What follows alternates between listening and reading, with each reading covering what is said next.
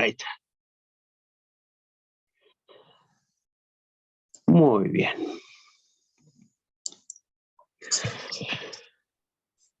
Bien, ahí tenemos nuestra pantalla, primer módulo, y vamos a ir al segundo.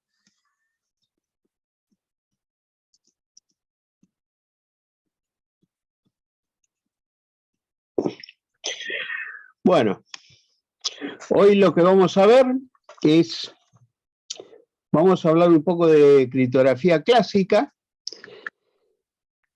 Y en la clase que sigue vamos a ver la parte de criptografía moderna, que no es la criptografía que se usa hoy día, pero es aproximadamente lo que ha sucedido después de haberse desarrollado la criptografía clásica. Muy bien, vamos a dejar entrar acá a los interesados y largamos. Bueno,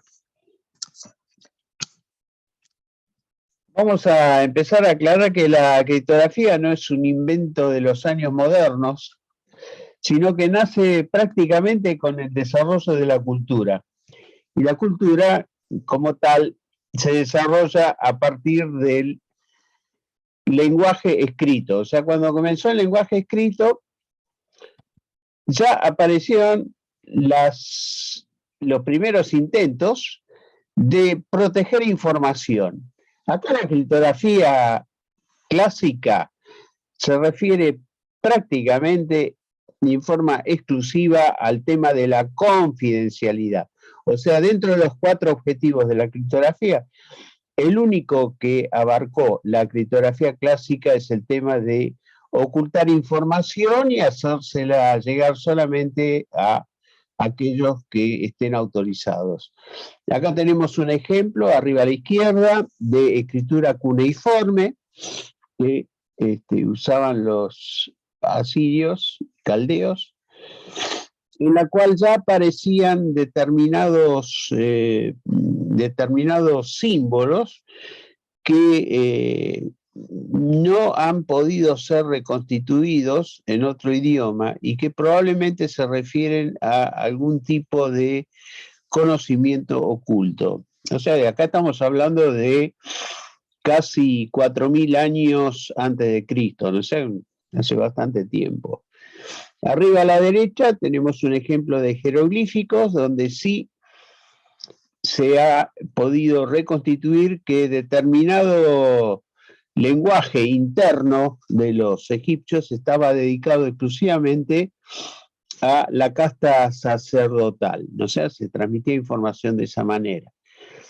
Bueno, lo mismo ocurría con la cultura maya, abajo a la izquierda, y con su representación en caracteres especiales que no estaban, por así decirlo, dentro del vocabulario habitual, sino que estaban exclusivamente destinados para las castas nobles, casta guerrera, casta sacerdotal, etc.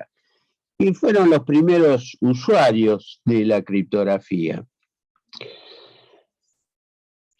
En la antigüedad, los primeros que comenzaron a practicar una especie de criptografía sobre algún tipo de base científica fueron los troyanos, y los generales troyanos se comunicaban entre sí a través, espartanos, perdón, se comunicaban entre sí a través de un dispositivo que está acá graficado, una tablilla de madera con un perfil, acá es hexagonal, pero podía tener otro tipo de geometría, en el cual enrollaban una cinta de cuero en la cual grababan, así en forma horizontal, algún texto. Esta cinta se desenrollaba y se llevaba de un lado al otro, ¿no? O sea que acá la primera vez que aparece un intento de usar una criptografía en donde se separa la parte del hardware del software, ¿no es cierto? O sea, acá no es cuestión de transmitir símbolos, sino de utilizar algún tipo de artefacto, llamémoslo un hardware rudimentario, que es esta tabla de madera conocida como escítala, la escítala espartana, en la cual se grababa información y bueno, se mandaba la cinta de un lado al otro. Si la cinta era capturada por el enemigo, al no tener la geometría exacta de la tablilla base sobre la cual se había escrito, se obtenía una serie de símbolos o, digamos, caracteres del alfabeto tradicional, pero que no tenían sentido. Así que esto es una forma de ocultamiento de información, solamente cuando la clave, que es justamente la base de madera, de cítala, compartida entre dos personas, podían por un lado escribir y por el otro lado leer la información. Muy bien. El siguiente hito en la historia de la criptografía lo desarrolló Julio César, emperador romano, que fue el inventor de una clave de desplazamiento o de sustitución monofónica, como la que vemos aquí. O sea, se escribe el alfabeto tal como está en la parte superior, en forma ordenada, y lo que se hace es desplazar los caracteres en una cantidad constante hacia adelante o hacia atrás y en forma rotativa. Bien, en este caso se hace una rotación de orden 4, si uno lo quiere enumerar de esa manera, a partir de 0, sería 0, 1, 2, 3, sería rotación 3, si se parte a partir de 1 es rotación 4, quiere decir que a la letra A se le hace corresponder, por ejemplo, la letra C o la letra D, si es una rotación con una entidad avanzada, y a partir de ese momento, todo lo que se escribía en texto claro se traducía en forma desplazada en esta notación que vemos acá en el centro, que a su vez es muy fácil de desencriptar porque lo único que hay que hacer es retroceder tantas unidades como se han avanzado en el cifrado. O sea, tenemos el texto claro en la parte superior, acá del gráfico de la izquierda, y el descifrado correspondiente en la parte inferior. Y en el centro, por supuesto, el texto cifrado. Como ustedes se podrán imaginar, esto habrá sido un problema en la época romana, cuando se usaba esto, pero si nosotros pensamos hoy día, no representaría ningún tipo de inconveniente descifrar este tipo de claves. En forma un poquito más sofisticada, aparecen así en forma casi artística o artesanal, claves de sustitución, también clave de sustitución monoalfabética, como esta que representamos acá, que es la clave de los Rosacruces, que es una sociedad secreta, y que consistía simplemente en graficar el alfabeto, como está indicado ahí, en esta forma matricial, o sea, en esta forma rectangular, como está indicada, con separadores cada 3 letras en forma horizontal y vertical y marcando 3 puntos que se hacen corresponder a cada una de las letras del alfabeto. De esa manera, tenemos una posibilidad de traducir cualquier texto en una sucesión de figuras geométricas Y bueno, esto es lo que constituía la clave Rosicruz o Rosacruz de esta sociedad secreta. Esto ya en la época del Renacimiento. En esa época hubo bastante inventiva. Este no es el único ejemplo, sino que se han usado muchos otros, digamos, con la misma característica básica. Por ejemplo, acá tenemos una clave de sustitución que no corresponde precisamente a la sustitución monofónica, sino más bien a una especie de libro de claves. Esto fue creado por Johannes Trithemius en la época del comienzo del Renacimiento, y fue el fundador de una sociedad secreta, los sodalitas, y desarrolló esta clave que se conocía como la clave Ave María, porque empleaba términos vinculados con la mística religiosa o católica de esa época. Fue el primer, digamos, el primer escritor que plasmó en forma literal los conocimientos criptográficos de su época y generó esto que se conoce como el tratado de la esteganografía, ¿no?, de Johannes Trithemius. Bueno, en ese momento el término esteganografía no tenía el significado del que tenemos hoy día acerca del término. O sea, se llamaba esteganografía directamente a toda la criptografía vinculada con la confidencialidad.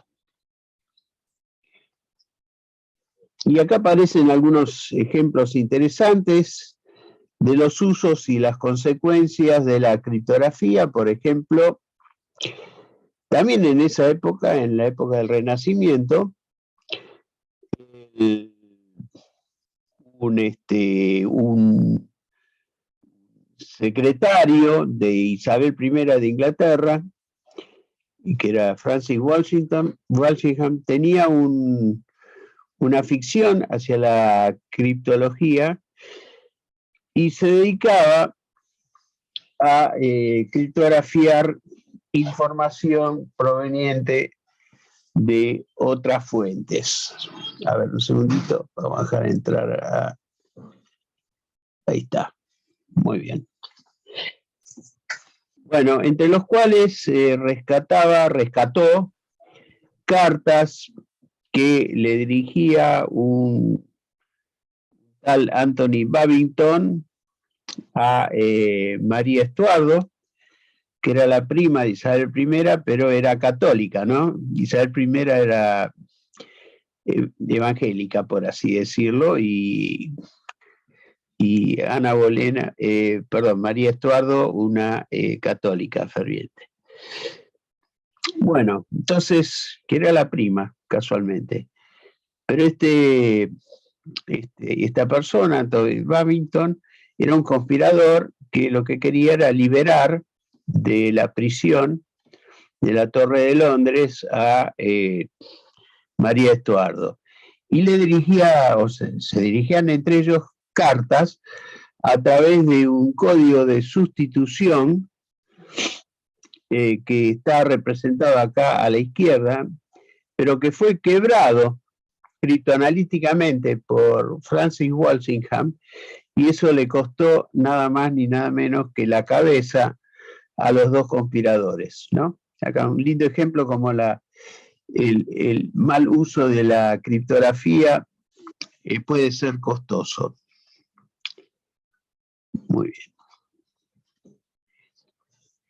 Un avance en el ocultamiento de información lo representa el cifrado homofónico, que en este caso se trata de una sustitución en la cual los caracteres se reemplazaban por símbolos, pero en vez de ser símbolos únicos, se reemplazaba cada carácter con un número variable de símbolos.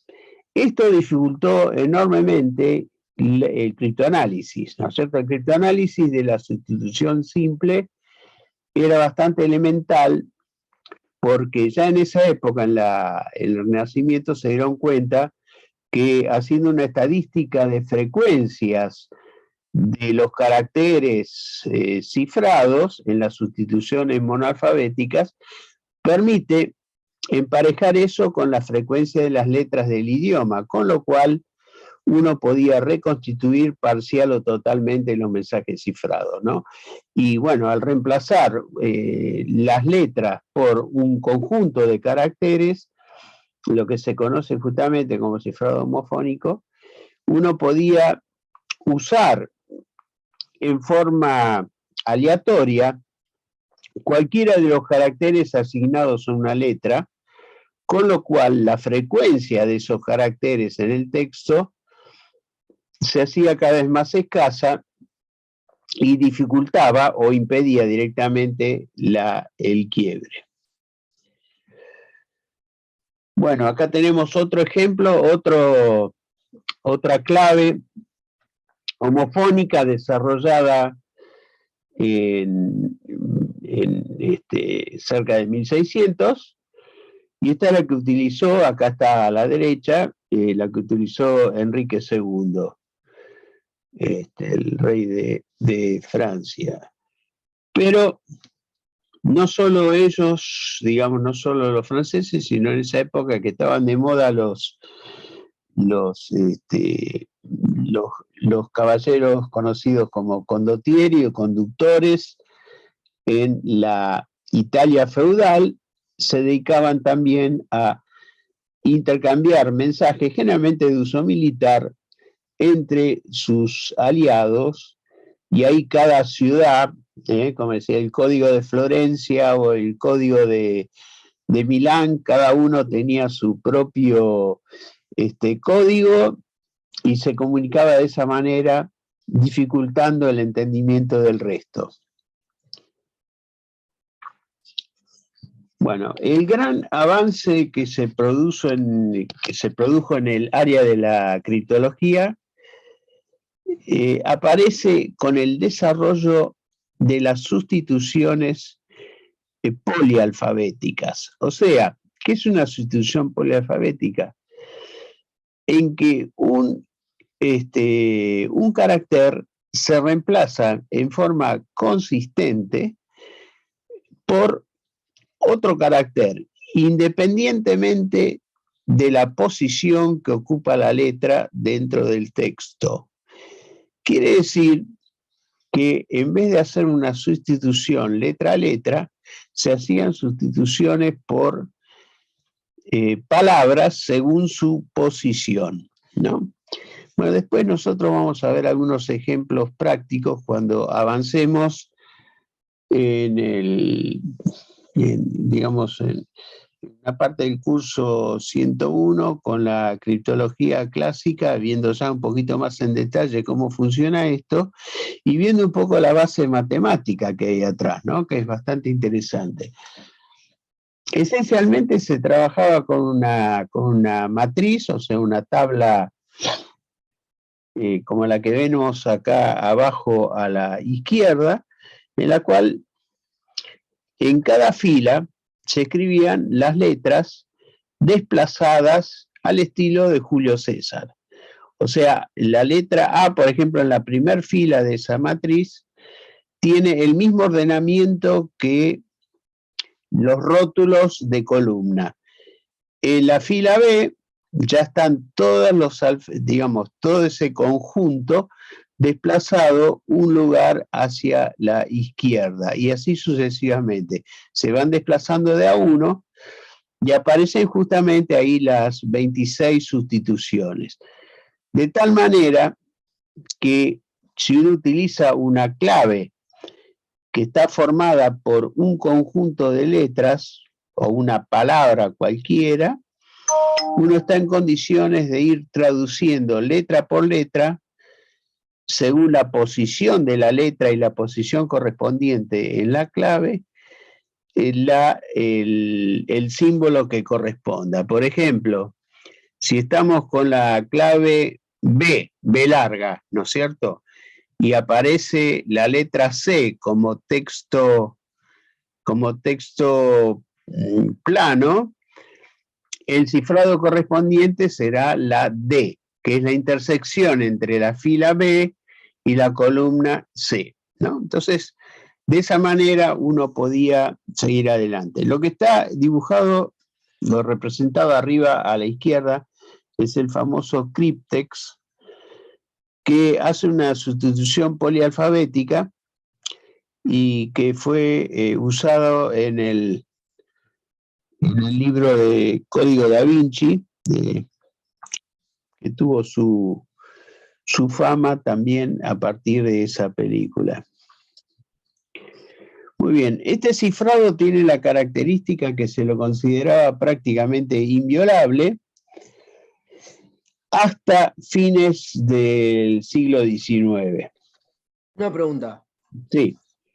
¿Qué define o sea, cada columna del cryptex tiene asociada una clave conocida? Por ejemplo, no sé, la primera columna tiene asociado la letra N y lo que yo quiera cifrar el texto plano le corresponde las letras de la fila de la N. Por ejemplo, no, si es una A, sí, le correspondería una A. Bueno, si es una B, le correspondería una O. Si es una D, le correspondería una P. Y así sucesivamente. ¿O qué define la clave?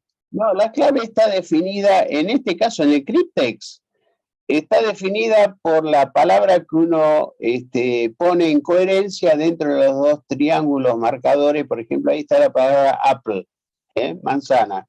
Esa sería la clave. Y a partir de ahí se comienza a sustituir. O sea, se sustituyen los caracteres en función de la clave que se ha fijado ahí de entrada. En realidad, esto lo que hace es fijar para el primer carácter de clave la letra A, para el segundo carácter la P, para el tercero también la P y así sucesivamente. Y lo que se hace con el aparato es ir rotándolo sin tocar la posición de la clave y leyendo el cifrado correspondiente a cada una de las posiciones del texto. O sea, cuando uno tiene un texto largo, lo que se hace es repetir la palabra clave tantas veces como sea necesario y después se hace lo que llamaríamos en matemática una suma modular. Pero no me quiero meter en la parte numérica todavía, ¿no? Estoy dando una descripción general. Vamos a quedarnos simplemente con la matriz inferior y viendo de que cuando aparece en la clave que aparece dentro de algún elemento de la columna inicial,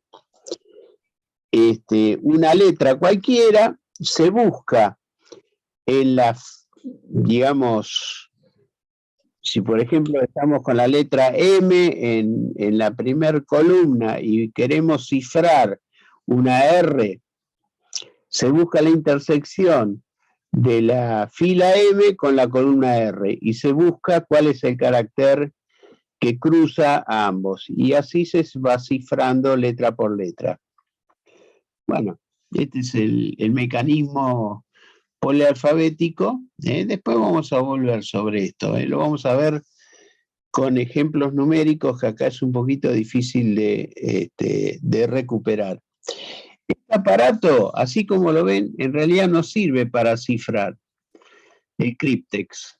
El cryptex es simplemente un dispositivo en el cual hay que conocer la clave, ponerla, como en este caso está puesto Apple, ¿no? Y en ese momento el cryptex se puede abrir. Si uno lo coloca las letras al azar, ese dispositivo permanece cerrado. O sea que no es un cifrador. ¿Está claro? No sé si queda claro. No sé quién preguntó ahí. ¿Ivo? ¿Puede ser? Sí. Sí. ¿Entendés cómo es? Sí. Esto no es un cifrador, más bien es una caja con un candado, con este dispositivo de cifrado, adosado. Claro. Muy bien. Bueno, dentro de la sustitución monoalfabética hay otros casos, otros ejemplos curiosos. Acá tenemos un desarrollo de una de las novelas de Conan Doyle, referida a Sherlock Holmes, que se encuentra con El misterio de los hombrecitos danzantes, ¿no? Así creo que se llamaba así. Bueno, estos son, como ustedes ven, símbolos ahí arriba, son como figuras humanas en distinta posición, ¿no? Entonces, acá tenemos arriba mensajes, una respuesta y un mensaje de contestación en la parte de abajo. ¿Cómo se quiebra esto?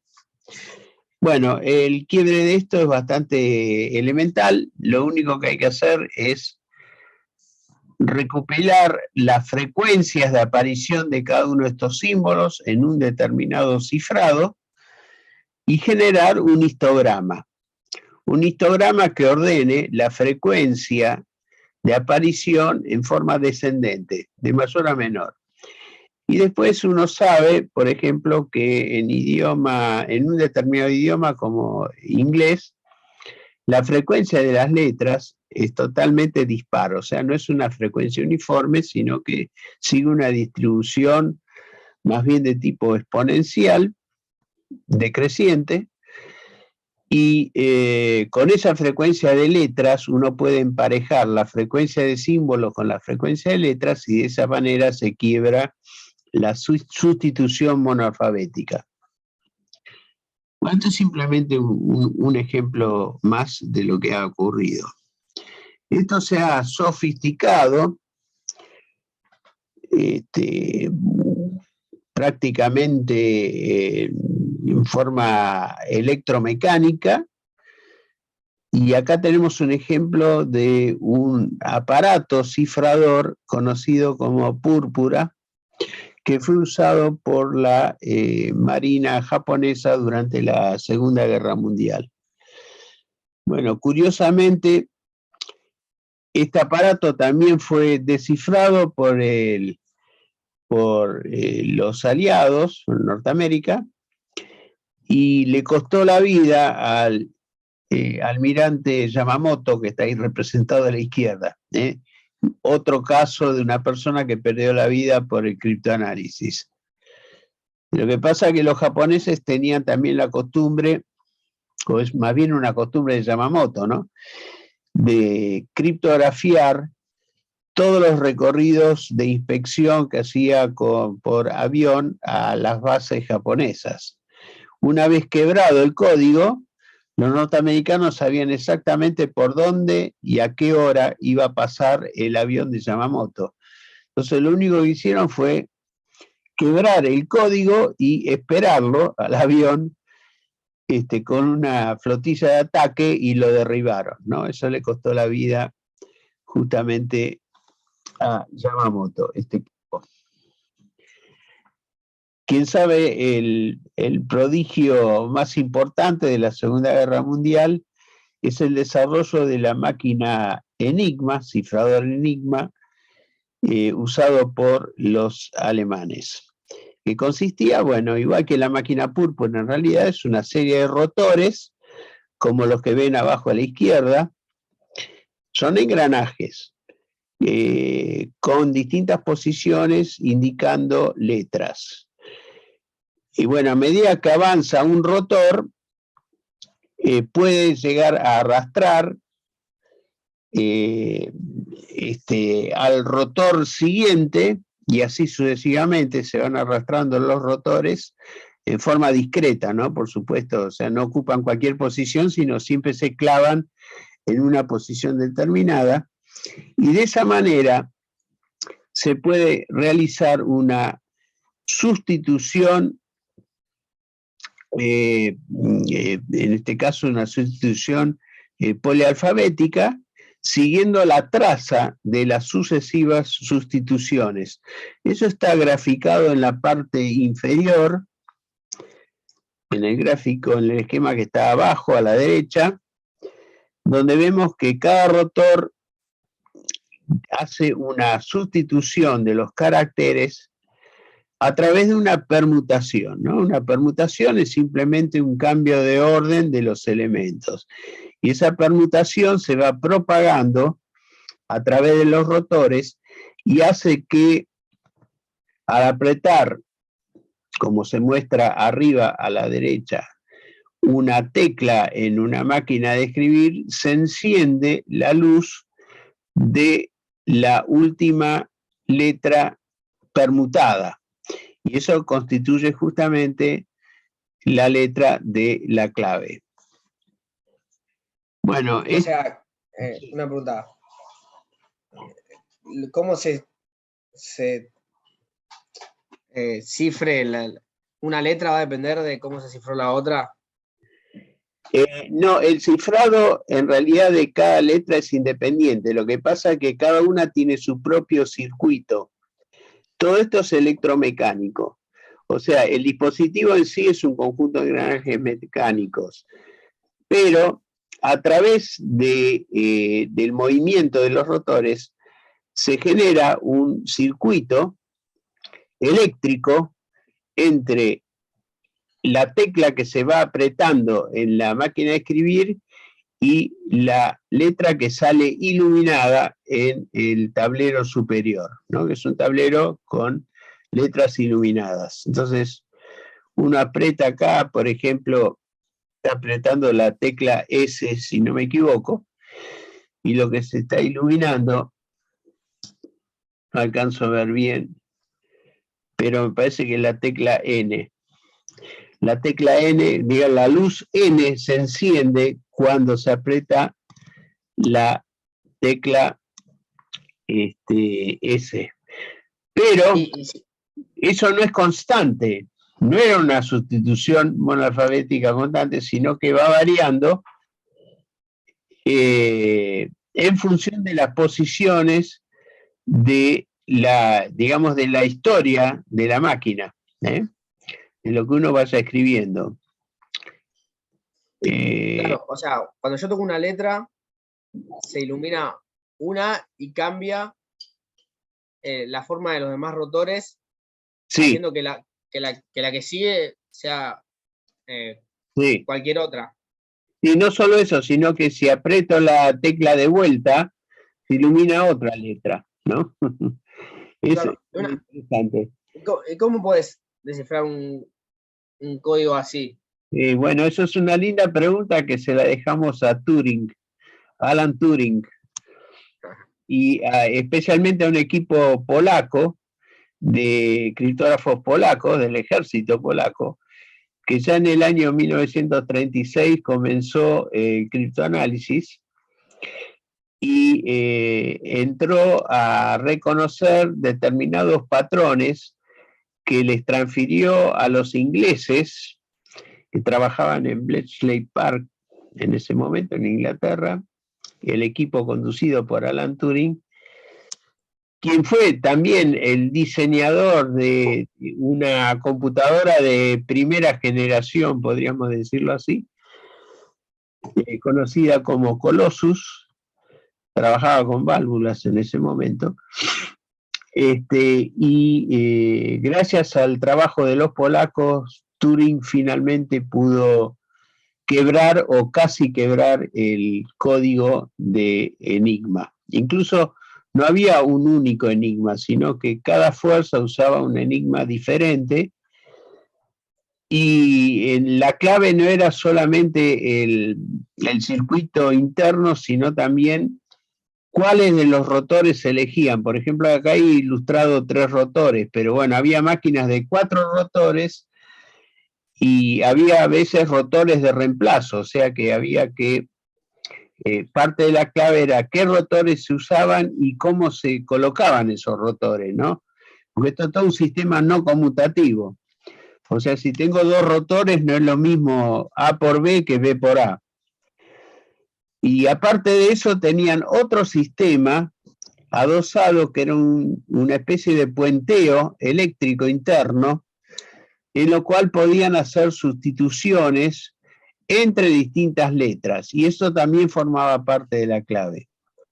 Acá yo creo que algún día le vamos a pedir a Hugo que nos dé una charla sobre la máquina Enigma, porque él justamente se dedicó al estudio y conoce muchísimo más que yo, les va a poder informar mucho más acerca de la historia de esto. Así que ya lo estamos invitando a Hugo para una futura charla sobre la máquina Enigma. Bueno, yo encantado. Yo puse mi libro, y el libro, si alguien lo quiere, se lo mando en PDF, así no lo tiene que comprar. Ahí puse la historia de la Enigma. Es larga y complicada. Solamente 2 comentarios aquí en este punto, porque me parece que hicieron alguna pregunta. Esto que está acá abajo, que está mostrando Pedro, se llama en inglés Blackboard. O sea, es un panel de modo tal que, por ejemplo, si uno aprieta la letra A y se mueve un rotor, y como en vez de A da como resultado J, puede haber un cable atrás que diga que la J se interpreta como W. O sea, el cableado cambia lo que hacen los rotores. Y el otro tema muy importante es que estos rotores funcionan como el odómetro de un automóvil. O sea, una vez que uno llega a los 1000 metros, cambió 1 kilómetro, ¿no? Etcétera. Bueno, sí, seguía todo en orden. Lo que se inventaron eran los rotores que tenían muescas. Entonces, de repente, por ejemplo, giraba el primero y la existencia de una muesca hacía que el segundo se moviera antes de terminar una vuelta. ¿Está claro?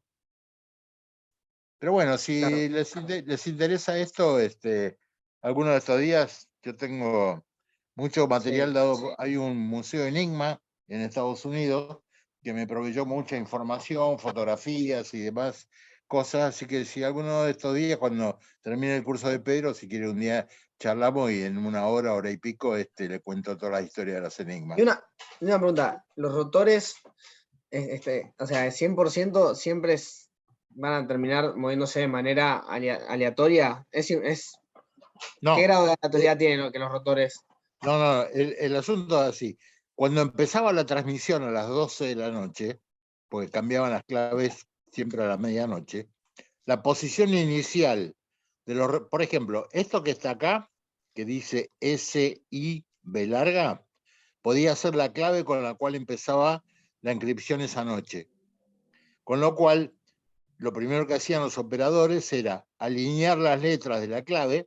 Las claves venían en libro de claves, y a partir de ahí comenzaba la transmisión. Un problema divertido que tenía el Enigma es que, como mencionó Pedro, apretabas una tecla acá y se iluminaba el resultado correspondiente. ¿Qué pasaba cuando se quemaban las bombitas?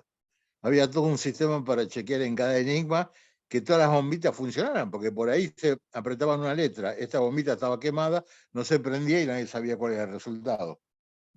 Bueno, pero eso eran cosas entretenidas de las enigmas. Bueno, seguí, Pedro, porque esta historia es más larga que no sé qué.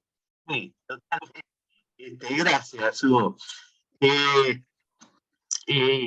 Un comentario.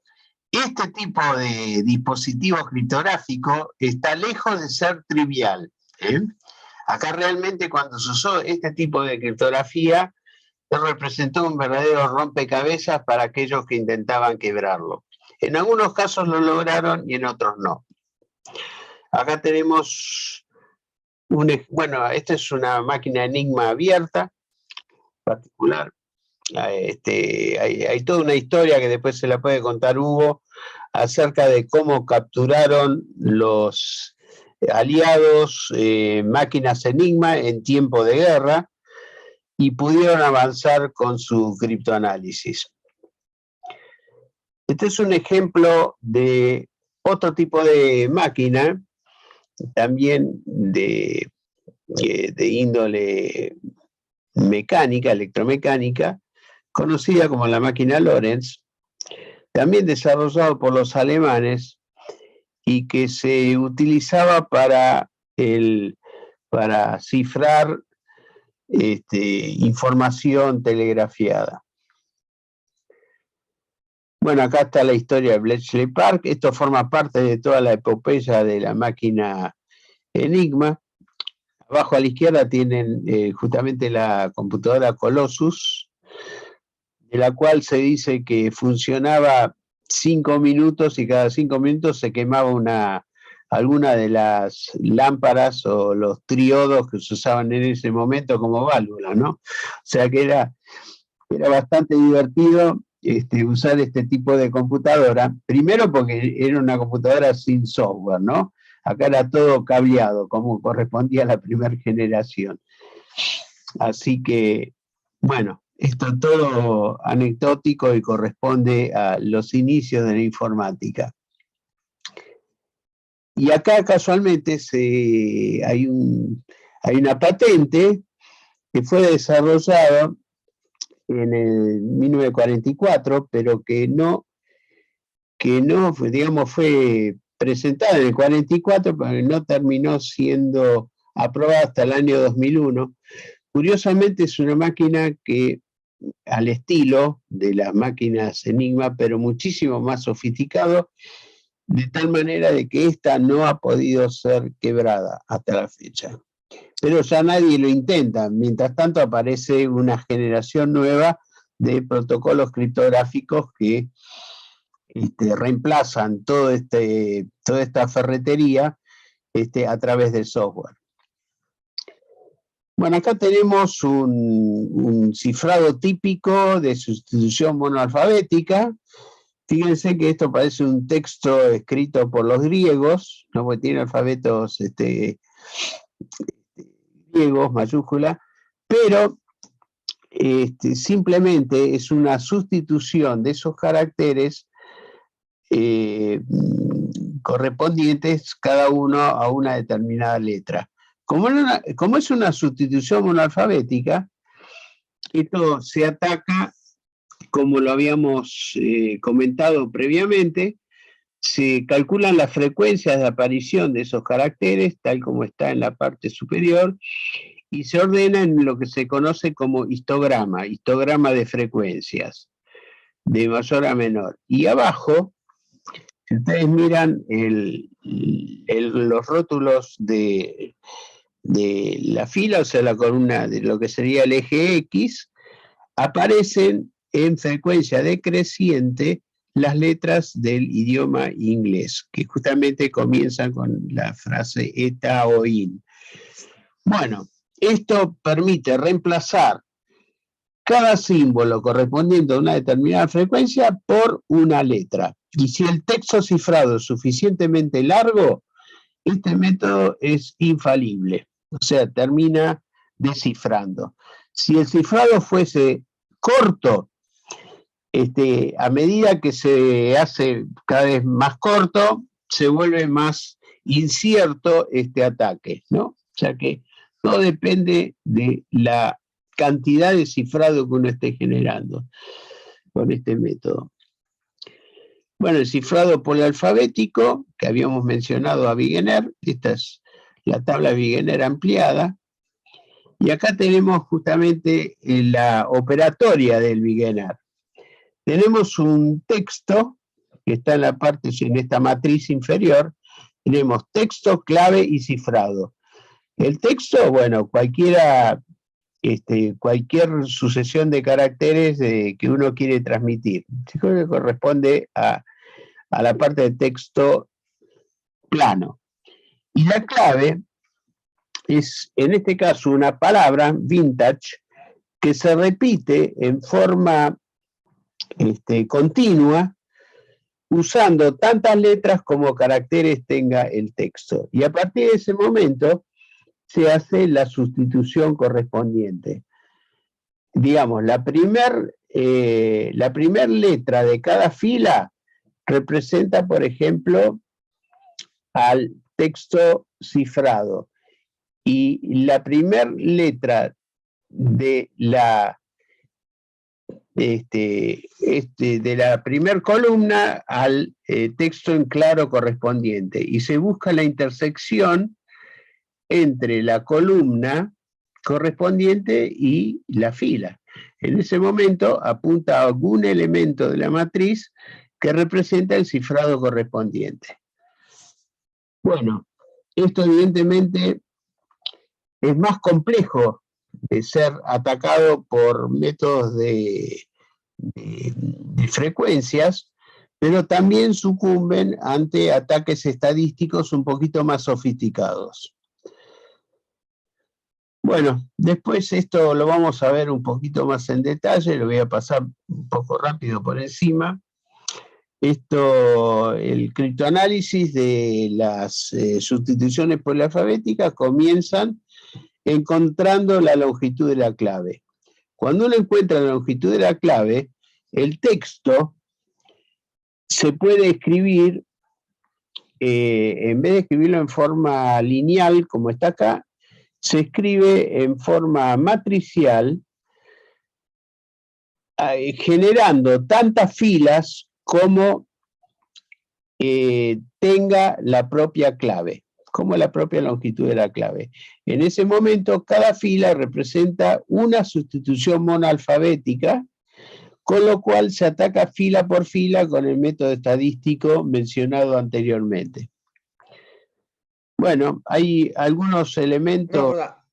Sí. O sea, cuando la clave no es igual de larga, ¿cómo se puede detectar cuando se empieza a repetir la clave? No, bueno, uno lo que tiene que hacer es estudiar el cifrado. Se supone que en el ataque uno no conoce la clave, lógicamente. Lo único que dispone es de texto cifrado. Entonces aplica algún método para identificar cuál es la longitud de la clave. Hay dos métodos matemáticos que funcionan para eso. Uno se conoce como el test de Kaczynski y el otro el método de índice de coincidencia. Usando el test de Kaczynski se identifica el máximo común divisor entre distancias relativas de aparición de trigramas. Por ejemplo, como está marcado ahí, V corta TW, bueno, aparece un trigrama que se repite. De alguna manera, la frecuencia de estos trigramas aumenta a medida que aumenta la longitud del cifrado, como siempre, y la posición, por ejemplo, de las letras V corta dentro del texto, si uno las anota y calcula una función conocida como el máximo común divisor de esos números, uno descubre exactamente cuál es la longitud de la clave. Con la longitud de la clave toma el texto y en vez de escribir Z, I, C, V corta, etcétera, en una fila, si la longitud fuese, por ejemplo, de la clave fuese 3, escribiría lo siguiente: escribe una primera columna Z, I, C, una segunda columna V, T, W, después una columna Q, N, G, y así sucesivamente. O sea, genera tantas filas como longitud tenga la clave. Y en ese momento cada fila representa una sustitución monoalfabética que se ataca por el análisis de frecuencia con histogramas, como hemos mencionado previamente. Después, el método de índice de coincidencia, esto fue desarrollado por un criptógrafo americano a comienzos del siglo XX, que era Friedman. Consiste simplemente en calcular la probabilidad de la aparición o la frecuencia de aparición de letras repetidas en una sustitución, en una cadena cualquiera de sustitución polialfabética, y analizando la frecuencia de repetición de letras, uno puede calcular un índice que adopta valores diferentes para el caso que se esté analizando un texto cifrado en algún idioma, de tipo de los occidentales, acá los ideogramas chinos, por ejemplo, no funcionan, pero si es un texto en inglés o en español o en alemán o lo que sea, hay una característica con el índice de coincidencia diferente para textos aleatorios respecto a textos provenientes de idiomas. Y de esa manera uno puede identificar tanto la longitud de la clave como a través de un pequeño cambio con el índice de coincidencia, en vez de llamarlo coincidencia simple, coincidencia múltiple, se van desplazando caracteres adentro de una determinada tabla y de esa manera uno puede recuperar la clave. En cuestión de segundos, es instantáneo, prácticamente en una computadora, esto se hace en forma prácticamente instantánea. Bueno, un comentario, ¿se puede practicar en CryptTool? Sí, correcto, gracias Hugo. Hay una herramienta, sí, todavía no se las quise presentar, pero hay una herramienta libre, de uso libre, conocida como CryptTool. Todo junto, ¿no? CryptTool, o sea, Crypt con Y, Tool, herramienta. Si ustedes googlean CryptTool, van a entrar en una página desarrollada por una serie de criptógrafos, básicamente eran alemanes, pero ahí se han incorporado en forma multidisciplinaria gente de todo el mundo que ha colaborado para desarrollar un software que permite hacer todo tipo de pruebas sobre la criptografía relativamente elemental, tanto la clásica como la moderna. No quise entrar todavía con esto porque quería ver primero la parte de criptografía moderna y después como culminación empezar a hacer algunos ejercicios con CryptTool. Muy bien. Igualmente, si ustedes ingresan en CryptTool, se bajan esa aplicación, que es una aplicación libre. Les recomiendo bajarse la versión 1.4 y no la 2.0. O sea, no la última versión, sino la anteúltima, que es más simple para manejar, por lo menos de entrada. Y a partir de ese momento, ustedes pueden entrar textos, cifrarlos por beginner, ingresando una clave cualquiera, y hacer una práctica de descifrado también, usando la misma herramienta. Bueno, la gran pregunta que surge acá, que es un poco el colofón, por así decir, la parte final de esta clase, es la pregunta, digamos, crucial que uno se puede hacer acá. ¿Por qué quedó obsoleta todo esto que hemos visto desde la escritura cuneiforme hasta los rotores, ¿no? Hasta el enigma? ¿Qué es lo que ha pasado con estos años de historia? Y 2000 ahí nos quedamos cortos, ¿no? Son 5000 años de historia en realidad. Bueno, el motivo es muy simple. El desarrollo de las computadoras digitales que permiten explorar una enorme cantidad de combinaciones en tiempo razonable. Por lo tanto, se desarrollan ataques de fuerza bruta extremadamente eficaces. O sea, un ataque de fuerza bruta, ya lo vamos a definir un poquito más adelante, es simplemente atacar un sistema sin meterse en los detalles del algoritmo o del método, mejor dicho, que se ha empleado para generar el cifrado. Acá lo que se hace es explorar en forma sistemática el espacio, o sea, todas las claves potencialmente utilizables. Cuando uno explora todas las claves, por más que sean muchas, debido a la cantidad de exploraciones que se pueden hacer por unidad de tiempo en las computadoras digitales, esto se vuelve relativamente accesible. Bueno, también por supuesto que aumentó la capacidad de almacenamiento, se desarrollaron técnicas estadísticas avanzadas que hacen uso intensivo de esta capacidad que tienen las computadoras digitales.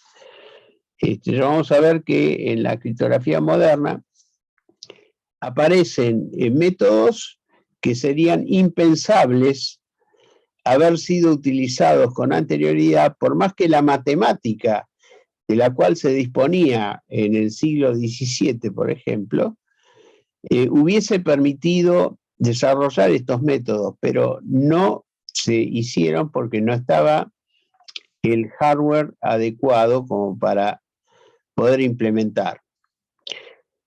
Bueno, así se fue desarrollando una criptografía científica y por último el desarrollo y el bajo costo de los equipos hace que la criptografía dejó de ser elemento, digamos, un elemento reservado para quien tuviese algún tipo de facilidad para implementarla, sino que se hizo de uso general, ¿no? Bueno, es el motivo por el cual hoy día todo se hace, todo el desarrollo de la ingeniería criptográfica se hace a través de computadoras digitales. Con el aditamento que últimamente el desarrollo de computadoras cuánticas han generado un nuevo salto cualitativo, es un salto cualitativo en la potencialidad del hardware, con el cual se pueden llegar a atacar estos métodos sofisticados desarrollados, digamos, en la segunda mitad del siglo XX, y que han obligado justamente al desarrollo de un nuevo tipo de criptografía conocida como criptografía postcuántica, ¿no? Que es un poco el motivo, o es el motivo por el cual estamos justamente desarrollando sistemas postcuánticos. No solamente nosotros, sino que en todo el mundo se está haciendo lo mismo. O sea, sistemas criptográficos que sean resistentes al ataque de computadoras cuánticas.